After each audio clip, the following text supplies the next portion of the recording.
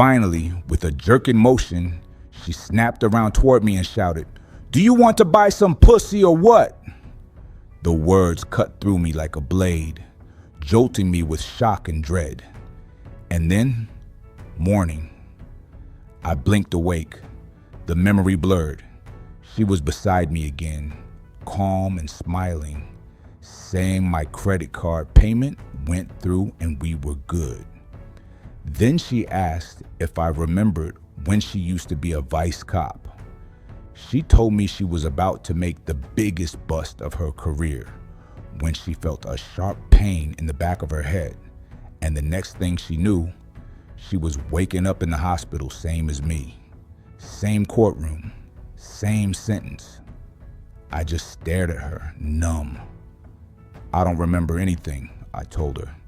"Not about you, not about them, not about me." Nothing. I went downstairs and found the kids sitting on the couch, controllers in hand, their faces lit by the glow of the television. They were pushing buttons, locked into whatever game they were playing. I asked them casually if they had school today. One of the boys paused his game just long enough to turn his head and say, "Do you have school today, Dad?" Something inside me snapped. That's it, I thought. I stormed over, grabbed him by the arms close to his shoulders, and started slapping him, desperate for him to understand that he couldn't talk to his father that way. His brothers immediately dropped their controllers and lunged at me.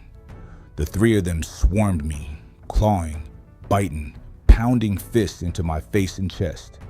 Then nothing. When I woke up, I was on the floor, my pockets empty again. They had robbed me, same as before.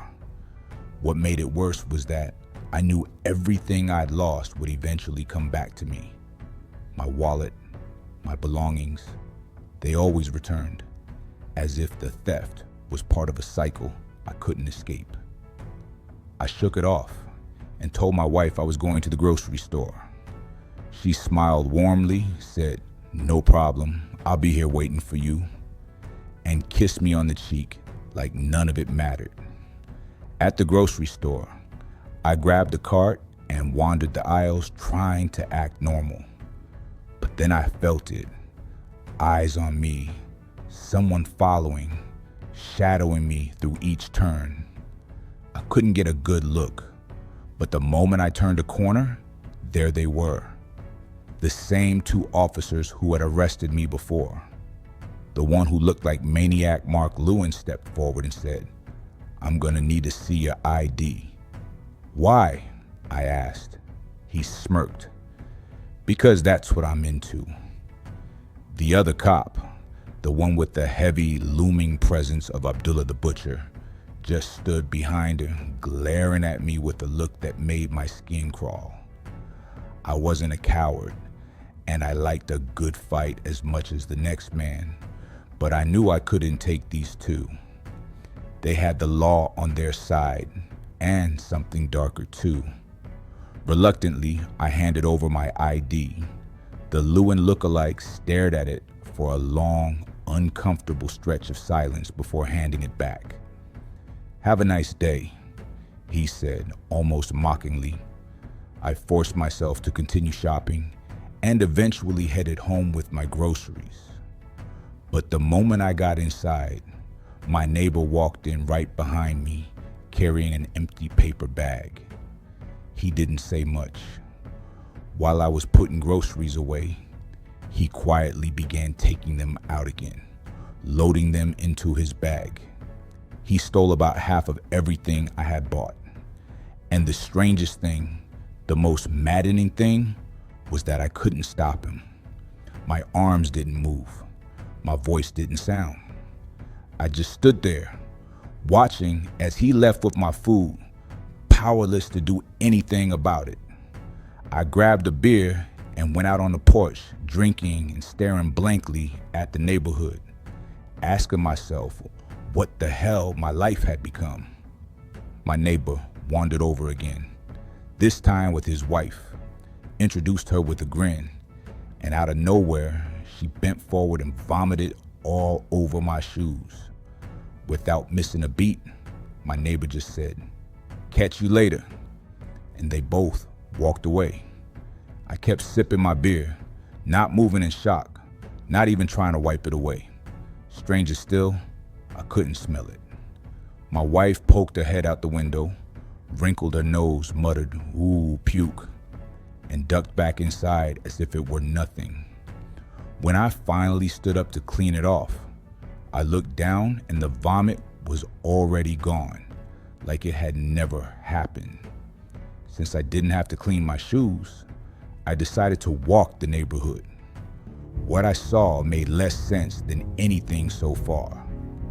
One man's house was engulfed in flames, but he stood in his yard chatting casually on the phone and roasting hot dogs over his burning house. Another yard had 5 coffins neatly lined up in a row, lids sealed tight, with knocking coming from inside the coffins. I passed a house with no doors but endless openings, and 2 other houses that faced each other so closely there was no space to walk between them. At the park, bodies hung from the trees, necks snapped, swinging like ornaments. A sign at the entrance warned, "Do not cut them down. If you do, you must take their place." That was enough. I tried to head back home, but the streets bent into endless loops. I walked and never found my house. Just when the panic began to set in, the 2 policemen rolled up behind me. One of them shouted the same word as before, "Run!" So I ran, legs burning, lungs heaving. They abandoned their car, chasing me on foot, and caught me in seconds. They beat me down in the street until everything blurred, then threw me back into the squad car and drove me to the precinct. There, waiting in the same warped courtroom, was a judge who had sentenced me to live in a house with a wife and 3 kids. He looked me over with his alien features, mustache bristling, and let out a heavy sigh. "You again?"